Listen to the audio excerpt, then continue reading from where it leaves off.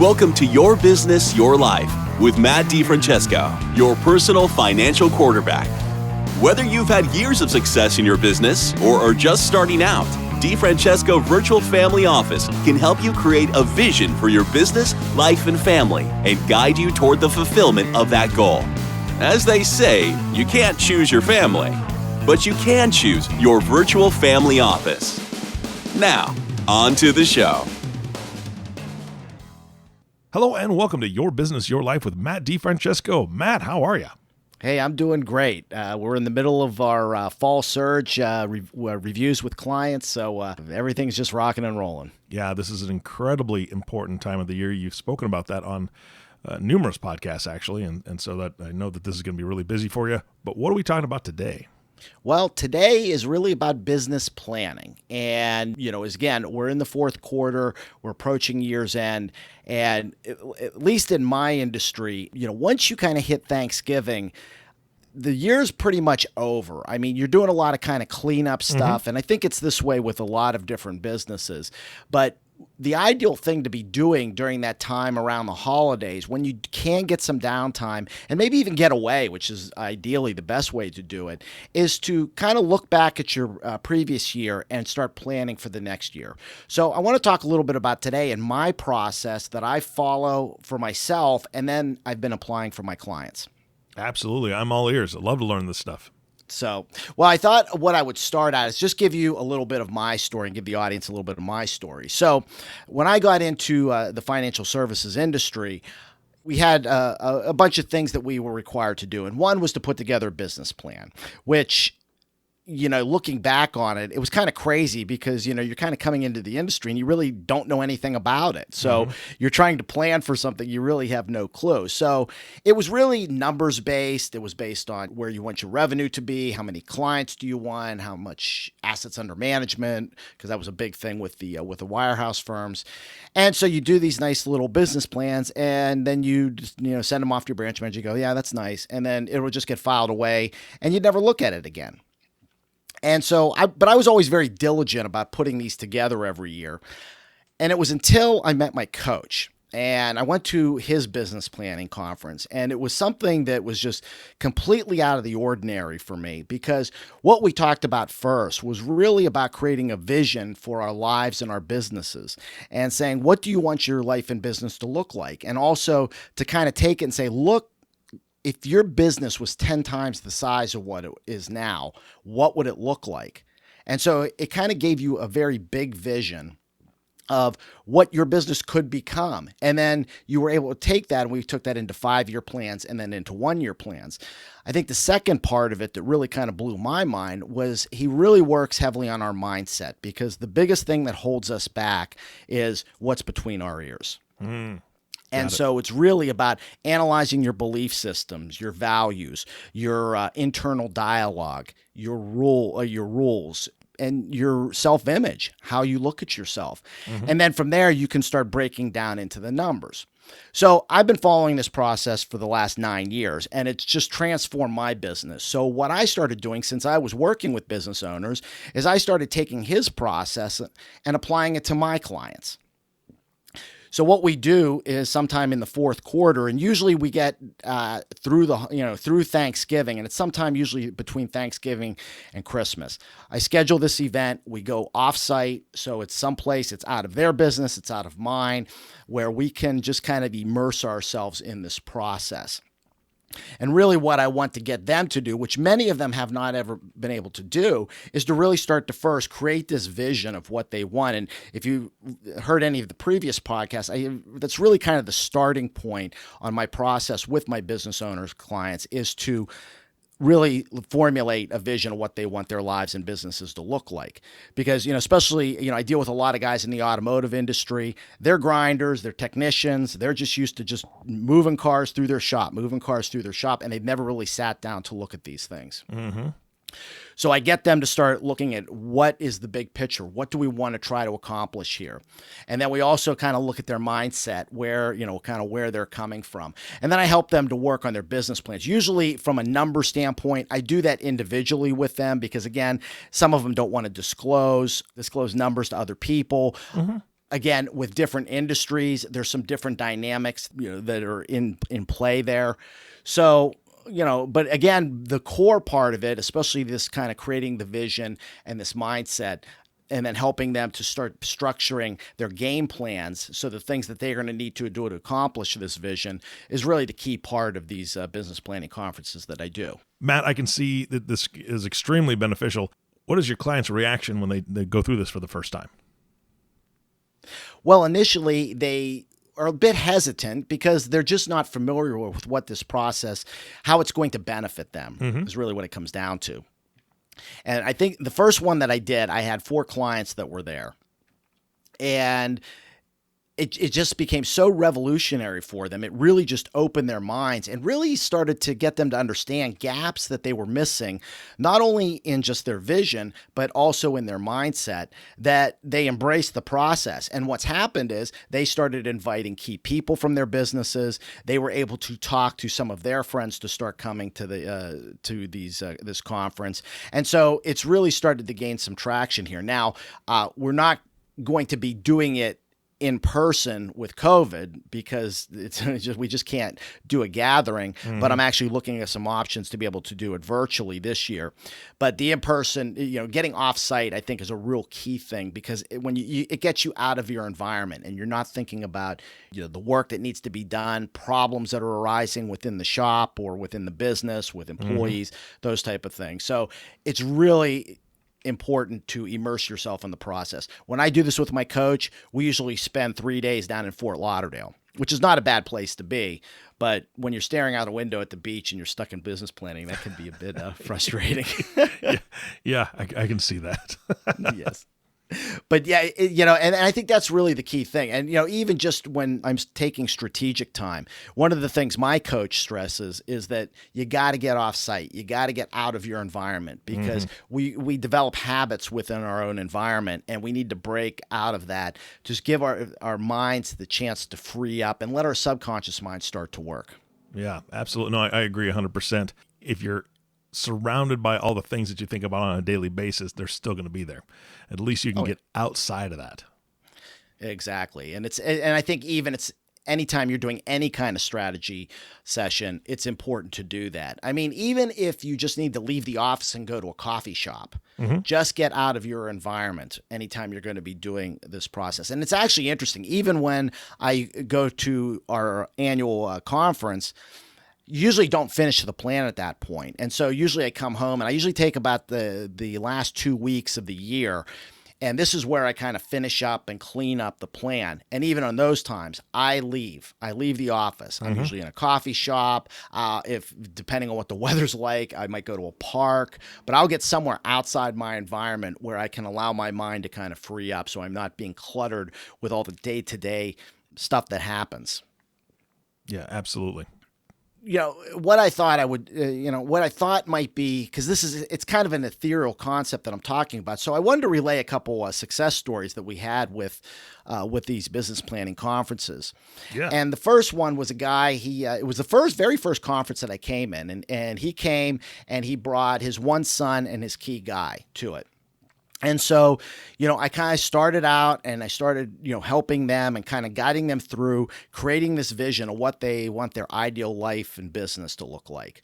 And I'm kind of looking at, because when you're a speaker, you're kind of looking out and seeing how everybody's reactions are. And the kids are eating this stuff up. They're loving it. And they're writing and I could see they're engaged. And I'm looking at the guy, my client, and he's just kind of sitting there and he's just got kind of this thoughtful look in his eyes, but he's not really engaging. And I wasn't sure exactly what he was getting from it. So we go through the conference, and a couple days later, he gives me a call and he says, "Hey, Matt, could I get on your calendar?"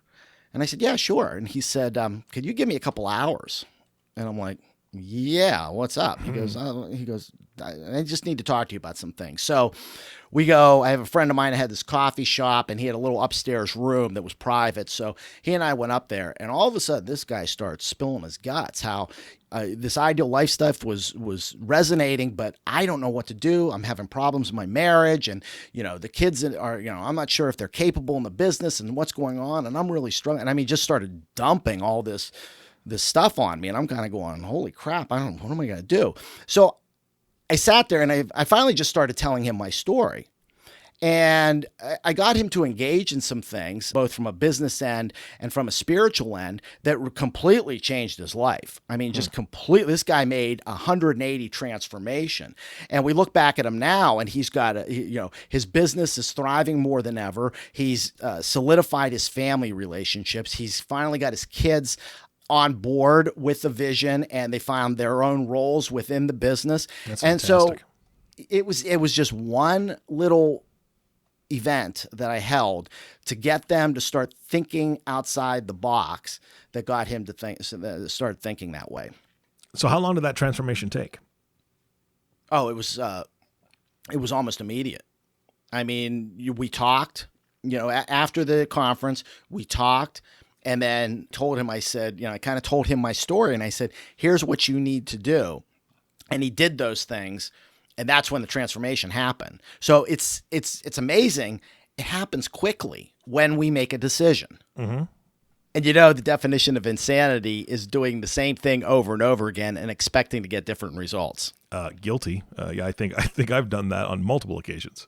Oh, amen. Amen. I know exactly where you're coming from. So yeah, the second story was a friend of mine, actually. And I've gotten into the habit now of not just inviting clients, but I invite different people that have been prospecting, and also friends that are either involved in businesses or maybe just have been thinking about it. Mm-hmm. And so my second story is a friend of mine, and it was interesting. We actually went on this mission trip together, and we were driving back from it, and it was about a 5-hour drive, and we're talking, and he was a general manager of a radio station, and he was excellent at what he did, but he hated working for the company. And he was telling me how I want to start this consulting business, and I want to, be a consultant for these small business owners and help them with their marketing strategies and all that stuff. And I'm like, oh, cool. Why don't you do it? And then he started giving me every single reason why he couldn't do it. Mm-hmm. Oh, my wife's got health problems. I need health care. And, I need the steady income because I've got this lifestyle and yada, yada, yada. And I just shut up. I just let him talk. And so he gets me home, and he drops me off. As I'm getting out of the truck, I say, "Oh, Terry, by the way, you know what? You're right. You can't do this." And I knew he was enough of an A type that would motivate him. So I invited him to come to the business planning workshop. He comes, and we start getting the wheels turning about the possibilities that are out there, and then talking about mindset and how his own mindset was holding him back from actually achieving what he wanted to achieve.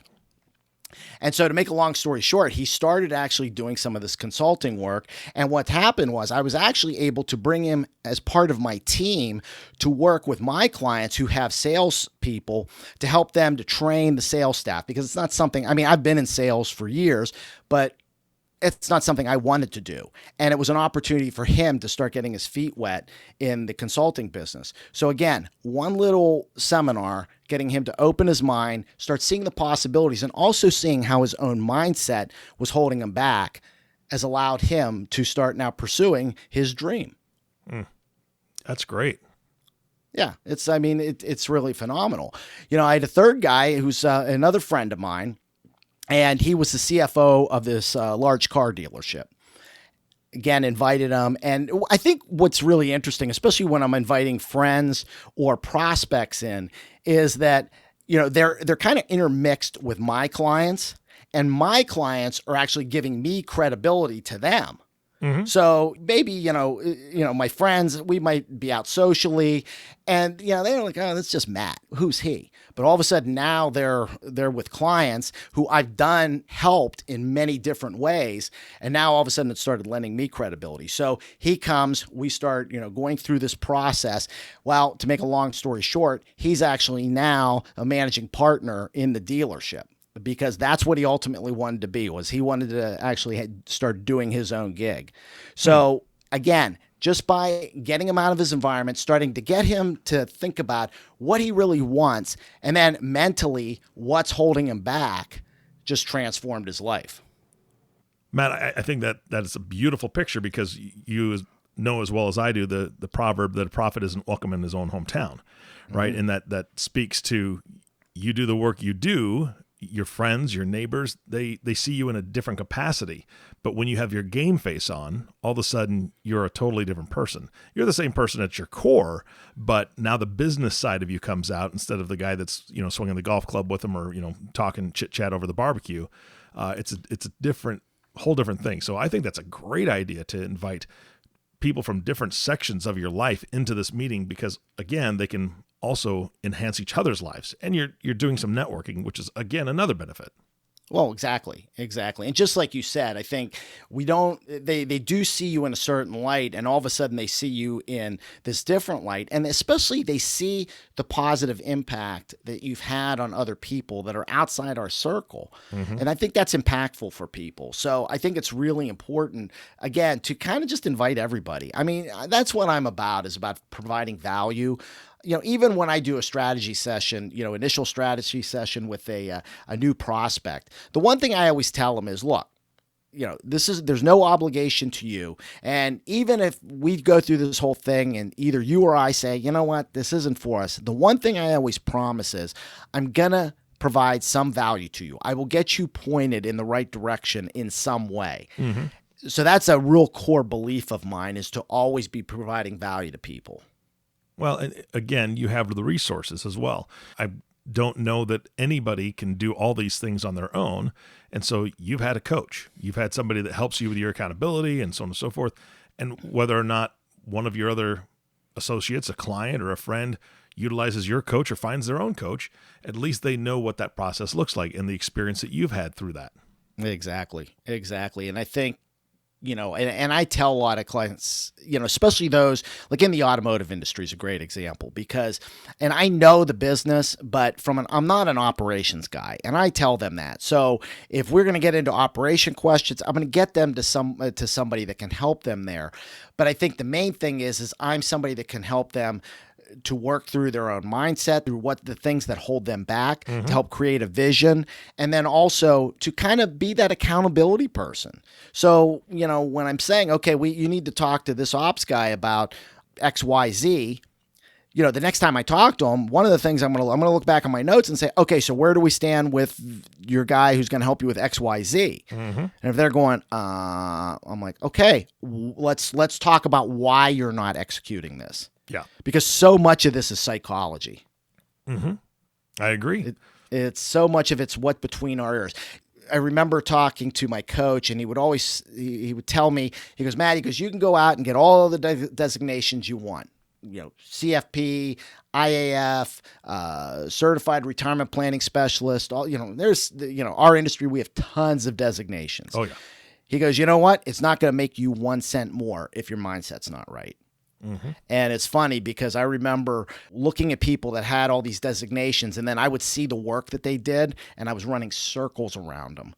But why? Because my mindset was right, and theirs wasn't. Yeah. Well, it actually reminds me of somebody that I still know them, but I'm not associated with them as much anymore. But they were a perpetual learner, which is a good thing, but they were constantly in school.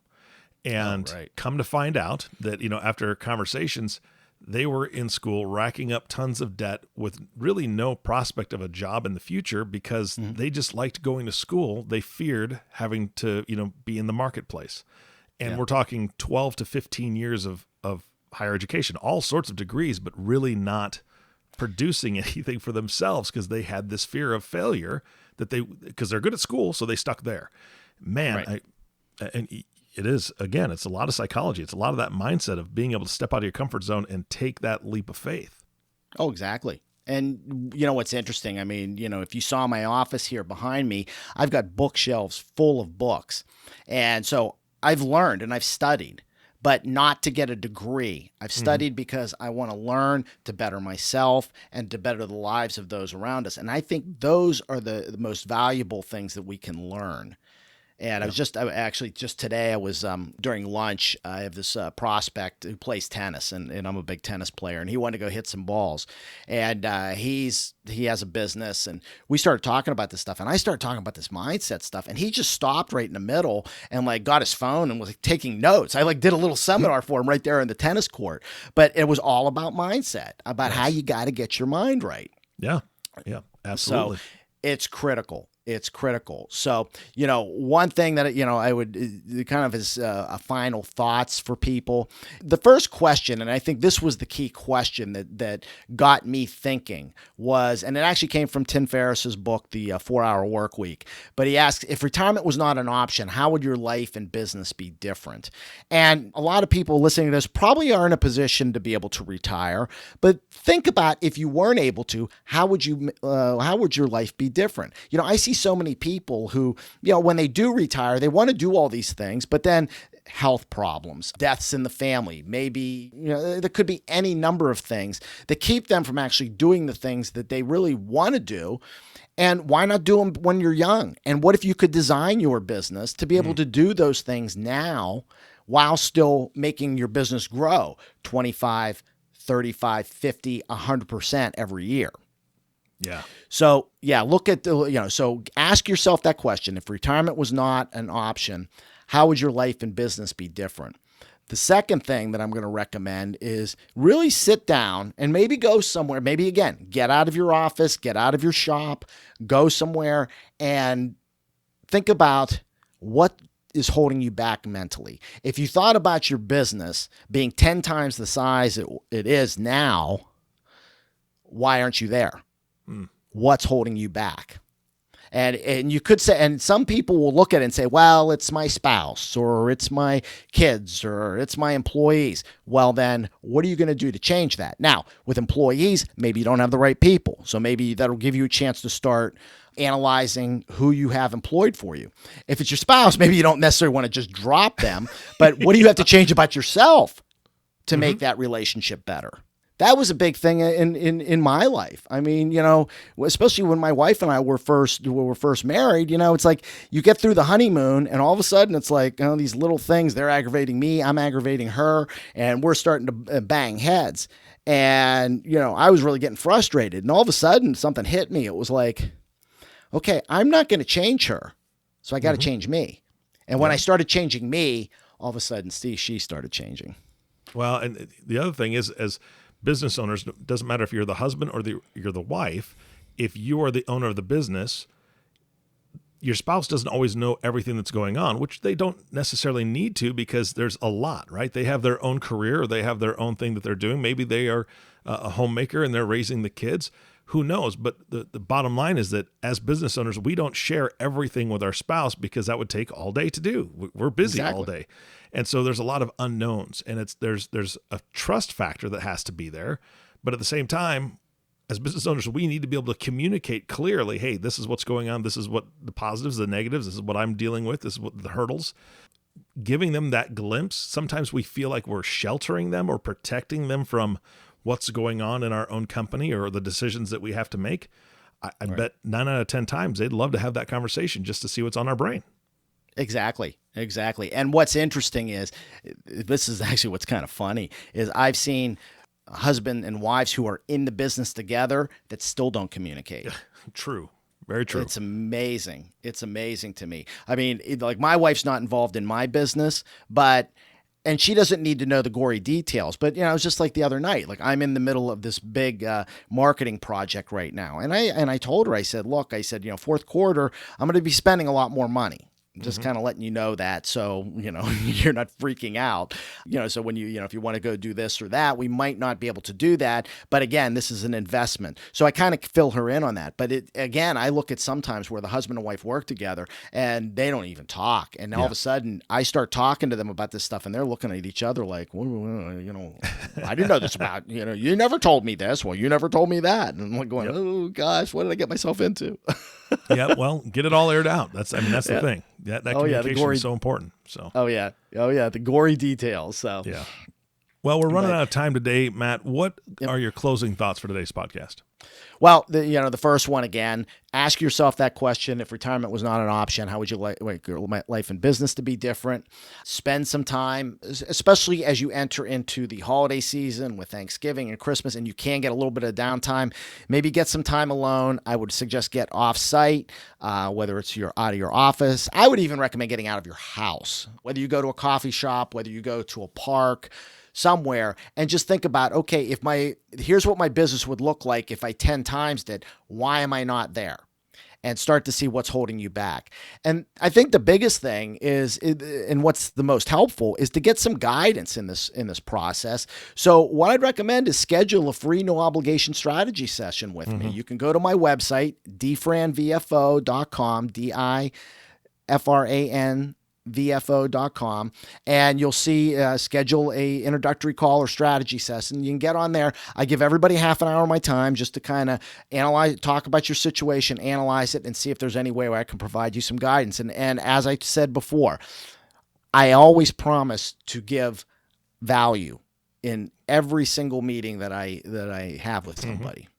So those are my suggestions. Absolutely. That's fantastic. Matt, thank you so much for your time today. No problem. It was a pleasure, Eric. All right. And thank you for joining us and listening to the Your Business, Your Life with Matt DiFrancesco. If you have not subscribed to the podcast yet, please click the subscribe now button below. This way, when Matt comes out with a new podcast, it'll show up directly on your listening device. This makes it much easier to share these podcasts with your friends and family. Again, thank you so much for listening today. For everyone at DiFrancesco Virtual Family Office, this is Eric Johnson reminding you to live your best day every day. And we'll see you next time. Thank you for listening to the Your Business, Your Life podcast. Click the subscribe button below to be notified when new episodes become available. The information covered and posted represents the views and opinions of the guest and does not necessarily represent the views or opinions of DiFrancesco Virtual Family Office. The content has been made available for informational and educational purposes only. The content is not intended to be a substitute for professional investment, legal, or tax advice. Always seek the advice of your financial advisor or another qualified professional with any questions you may have regarding your business or personal planning. DiFrancesco Financial Concierge, LLC, doing business as DiFrancesco Virtual Family Office, is a registered investment advisor. Registration with the United States Securities and Exchange Commission or any state securities authority does not imply a certain level of skill or training.